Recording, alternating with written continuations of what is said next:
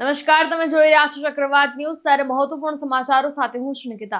મહત્વપૂર્ણ સમાચારમાં વાત કરશું ગુજરાતના રાજ્યપાલ આચાર્ય દેવવ્રત, જેમને મહારાષ્ટ્રના રાજ્યપાલનો વધારાનો કાર્યભાર સોંપવામાં આવ્યો છે। તેઓ 14 સપ્ટેમ્બર સવારે અમદાવાદથી તેજસ એક્સપ્રેસ દ્વારા મુંબઈ જવા રવાના થયા હતા। ત્યારે રાજ્યપાલના પત્ની દર્શના દેવી પણ ત્યાં હાજર રહ્યા હતા। તો રાજ્યપાલ આચાર્ય દેવવ્રત 15 સપ્ટેમ્બર સોમવાર સવારે 11 વાગે રાજભવન મુંબઈના દરબાર હોલ ખાતે મહારાષ્ટ્રના રાજ્યપાલ તરીકે તેમને શપથ પણ લીધી છે। તો શિવસેના યુપીટીએ મેચનો વિરોધ કર્યો હતો। ભારત પાકિસ્તાન મેચ સામે તેમણે ઉગ્ર વિરોધ પણ નોંધાવ્યો હતો। તો ગઈકાલે યોજાનારી જે ભારત પાકિસ્તાન ક્રિકેટ મેચ યોજાઈ હતી તેને લઈને વિપક્ષ દેશભરમાં સરકાર સામે વિરોધ કરી રહ્યું છે। મુંબઈમાં શિવસેના ઉદ્ધવ જૂથ દ્વારા ક્રિકેટ મેચ સામે વિરોધ પ્રદર્શન પણ કરવામાં આવ્યું હતું, જ્યાં મહિલાઓ હાથમાં સિંદૂર લઈને પહોંચી હતી અને વિરોધ દરમિયાન બીસીસીઆઈ માટે દાન પણ એકત્રિત કરવામાં આવ્યું હતું। મુંબઈ વર્સોવા પોલીસ સ્ટેશનના અધિકારી ક્ષેત્રમાં એક ભારતીય અજગર જોવા મળ્યો। આ માહિતી મળતા જ સ્થાનિક સાપ મિત્રોનો સંપર્ક પણ કરવામાં આવ્યો। તો સાપ મિત્ર વિકી દુબેને તાત્કાલિક ઘટના સ્થળે બોલાવવામાં આવ્યો હતો।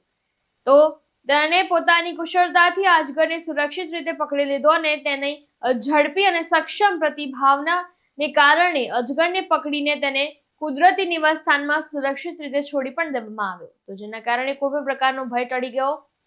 સાથે વર્સોવા પોલીસ સ્ટેશનના અધિકારીઓ અને કર્મચારીઓએ સાપ મિત્ર વિકી દુબેનો આભાર માન્યો અને તેની હિંમત અને કુશળતાની પણ પ્રશંસા કરી। તો આ ઘટનાના સમાચાર મળતા જ સ્થાનિક લોકોમાં ચર્ચાનો તે વિષય પણ બન્યો અને તેને વિકી દુબેનો પણ તે લોકોએ આભાર માન્યો। તો મીરા ભાયંદર શહેરમાં શંકરઝાના સંગઠન દ્વારા આયોજિત બેટી હૈ તો કલ હૈ કાર્યક્રમમાં કેન્દ્રીય મંત્રી ચિરાગ પાસવાનનું આગમન થયું, જેમાં કેન્દ્રીય મંત્રી ચિરાગ પાસવાન, સીતામઢીના સાંસદ દેવેશ ચંદ્ર ઠાકુર જેવા નેતાઓએ પણ ભાગ લીધો હતો। ત્યારે કેન્દ્રીય મંત્રી ચિરાગ પાસવાને લોકોને સંબોધિત કરતા કહ્યું કે બેટી હૈ તો કલ હૈ વિશે માહિતી આપી અને સાથે કહ્યું કે દીકરીઓએ ભણવું જોઈએ અને લખવું જોઈએ અને મહિલાઓનું સન્માન કરવું જોઈએ। જેમાં આપણે છોકરાઓ આગળ વધીએ છીએ તેવી જ રીતે આપણી દીકરીઓએ પણ આગળ વધવું જોઈએ। ત્યારે બિહાર ચૂંટણી અંગે પત્રકારો સાથે વાત કરતા કેન્દ્રીય મંત્રી ચિરાગ પાસવાને કહ્યું કે એક તરફી એનડીએ સરકાર બનવા જઈ રહી છે અને આગામી ચૂંટણીઓમાં બિહારના મુખ્યમંત્રી નીતિશ કુમાર બિહારના મુખ્યમંત્રીનો ચહેરો હશે। ત્યારે એનડીએ સરકાર આવે પછી અમે બિહારને ઝડપથી વિકાસ તરફ લઈ જઈશું।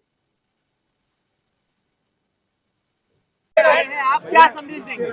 देखिए, मैं बस यही संदेश देना चाहता हूँ कि महिलाएं, बच्चियां हैं तो हम लोग हैं, वो हैं तो ये सृष्टि है, सृष्टि की जननी महिलाएं हैं।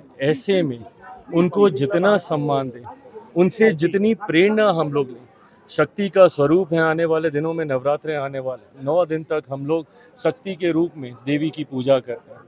मैं तो खुद कहता हूँ कि मेरी शक्ति मेरी माँ है। ऐसे में आज जब इस कार्यक्रम में आया और जिस तरीके से इस संस्था के बारे में जो मुझे जानकारी दी गई कि उन्होंने महिलाओं को लेकर, बच्चियों को लेकर लंबे समय से ये लोग कार्य कर रहे हैं, ऐसे में आकर उनका साथ देना, इसी उद्देश्य के साथ यहाँ पर आया। सर, बिहार के बारे में क्या कहेंगे? भाई, बिहार में चुनाव की दहलीज पर अब हम लोग खड़े हैं और आज जब यहाँ पर आया हूँ तो यहाँ पे अधिकांश बिहारियों से भी मेरी मुलाकात हुई। इन सब से भी मैंने यही आग्रह किया कि चुनाव के वक्त ज़रूरी है अपने राज्य में जाएं और सही मायनों में एक ऐसी सरकार को चुनें जिस सरकार की जवाबदेही हो। बिहार में कई ऐसे राजनीतिक दल हैं जिन्होंने हम लोग को जात पात धर्म मज़हब में बांटकर बिहार को बर्बाद करने का काम किया। 90 का वो दशक, राजद की वो सरकार, जंगल राज का वो माहौल, ये हम सब जो उस दौर से गुजरे हैं सबको याद है। ऐसे में लंबे समय के बाद बिहार को ये डबल इंजन की सरकार का मौका मिला है। एक लंबे समय के बाद बिहार में एक ऐसी सरकार है जो कि केंद्र की सोच वाली सरकार है। डबल इंजन की सरकार के क्या लाभ होते हैं, बगल के राज्य उत्तर प्रदेश में हम लोगों ने देखा।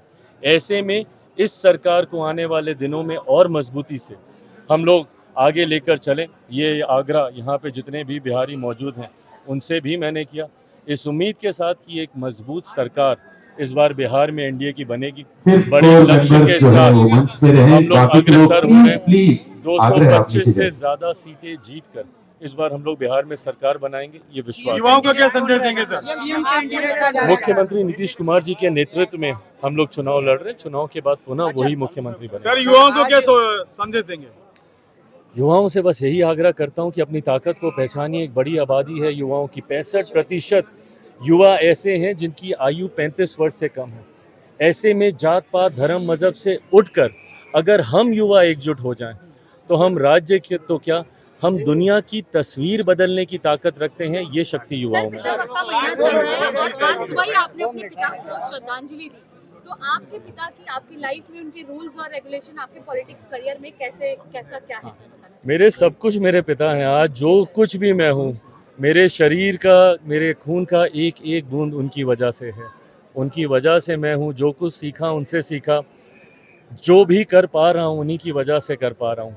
ऐसे में आज जब वो मेरे साथ नहीं है, हर कदम पे उनकी कमी महसूस होती है और मुझे लगता है ये ताकत भी उन्होंने ही मुझे दी कि विपरीत परिस्थितियों से लड़कर आज भी अगर उनके सपनों को पूरा करने की राह पर आगे बढ़ पा रहा हूँ तो जहाँ कहीं भी आशीर्वाद जरूर दे रहे हैं।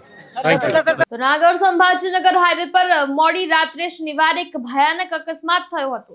હરિયાણામાંથી પસાર થઈ રહેલા એક કન્ટેનરે બ્રેક ફેલ થતા 9 વાહનોને ટક્કર મારી હતી. આ ઘટના રાત્રે 11 વાગે એસપી ઓફિસ પાસે બની હતી અને પ્રાપ્ત માહિતી અનુસાર કન્ટેનર સંભાજીનગરથી પુણે જઈ રહ્યું હતું ત્યારે અચાનક તેની બ્રેક ફેલ થઈ ગઈ, જેના કારણે એસપી ઓફિસ પાસે રસ્તાની બાજુમાં એક હોટલની બહાર જમવા માટે પાર્ક કરેલા અનેક વાહનો સાથે તે અથડાઈ ગયા. અકસ્માતમાં કોઈ જાનહાનિ થઈ નથી કારણ કે લોકો હોટલની અંદર જમવા માટે હતા, પરંતુ વાહનોને ભારે નુકસાન થયું હતું.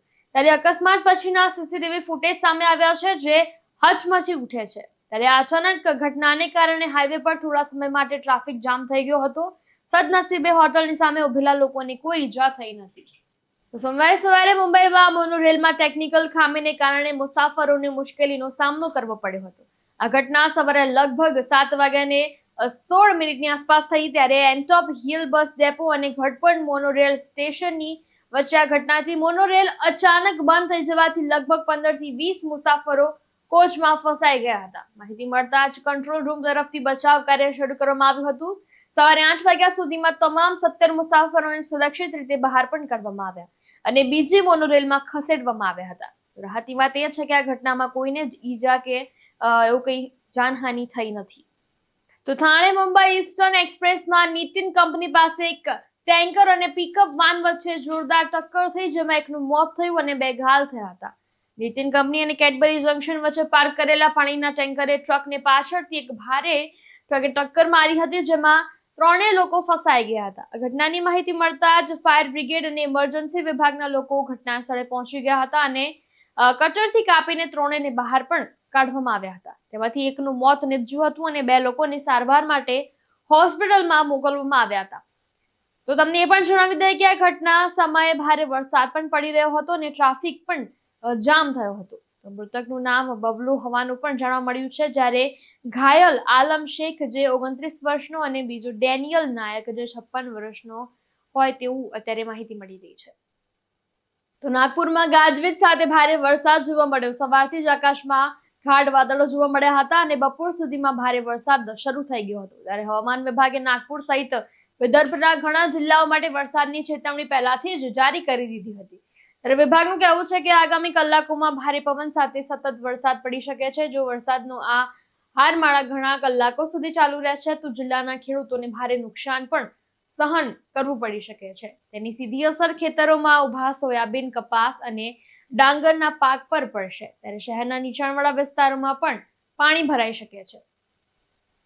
તો આરપીએફ, ટિકિટ કલેક્ટર્સ અને ટીટી ઇન્સ્પેક્ટર દ્વારા વારંવાર તપાસ કરવા છતાં વિકલાંગ મુસાફરોને પડતી મુશ્કેલીઓ વધતી જ જાય છે. આજ સવારના વિડીયોમાં એક અંધ પુરુષ ખાસ આરક્ષિત વિકલાંગ ડબ્બામાં પ્રવેશવા માટે સંઘર્ષ કરતો જોઈ શકાય છે. ત્યારે ઘણી સ્વસ્થ સક્ષમ મહિલાઓ વિકલાંગોના અધિકારોની અવગણના કરીને ધક્કો મારીને અંદર ઘૂસી જાય છે. ત્યારે સંબંધિત અધિકારીઓ ક્યારે જાગશે અને ખૂબ મોડું થાય તે પહેલા જ ગંભીર પગલાં લેશે કે નહીં તે તો હવે જોવાનું રહ્યું.